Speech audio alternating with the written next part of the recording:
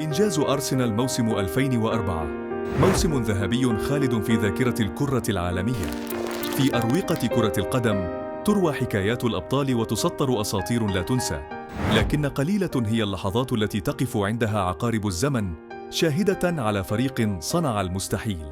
موسم 2003-2004 كان ذلك الفصل الأسطوري في تاريخ أرسنال، حين صنع الفريق الإنجليزي مجداً ذهبياً لا يمحى، محققاً إنجازاً تاريخياً بإنهاء موسم الدوري الإنجليزي الممتاز دون أي هزيمة. كان ذلك الموسم أكثر من مجرد منافسة رياضية، بل كان تجسيداً للإصرار والتكتيك وروح الفريق المتكاملة. تحت قيادة المدرب الفرنسي العبقري آرسين فينغر، بدأ أرسنال الموسم بتحد صامت وواثق، طامحاً لتحقيق إنجاز لم يسبقه إليه أي فريق في الدوري الحديث. خاض الفريق 38 مباراة، فاز في 26 منها وتعادل في 12، محققاً 90 نقطة جعلته يتربع على عرش الدوري بلا منازع.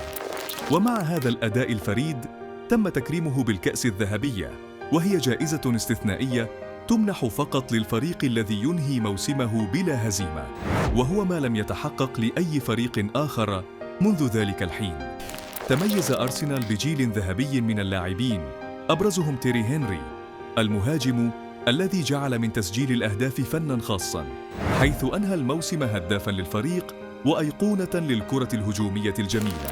في خط الوسط وقف باتريك فييرا كالقائد المثالي، جامعاً بين الصلابة والرؤية الثاقبة للاعب. إلى جانبه أبدع كل من روبرت بيريس وفريدي ليونغبرغ بأداء هجومي ساحر، فيما تألق سول كامبل وأشلي كول في الدفاع ليجعلا من مرمى أرسنال حصناً منيعاً. ومن أبرز لحظات الموسم حسم أرسنال للقب الدوري في ملعب غريمه التقليدي توتنهام. في ذلك اليوم أظهر الفريق شجاعة وثباتاً أمام جمهور عدائي، ليخرج متوجاً ويثبت للجميع أنه سيد الكرة الإنجليزية في ذلك الموسم. كان هذا الفوز رمزاً لقوة الفريق وصلابته، وأحد أعظم لحظات أرسنال في تاريخه. وراء هذا النجاح كانت هناك فلسفة لعب هجومية ابتكرها فينجر، تعتمد على الاستحواذ، السرعة والتناغم التام بين اللاعبين. لم يكن أرسنال فريقاً يعتمد فقط على نجومه، بل كان وحدة متماسكة تقدم كرة جماعية تمتع الجماهير وتبهر المنافسين.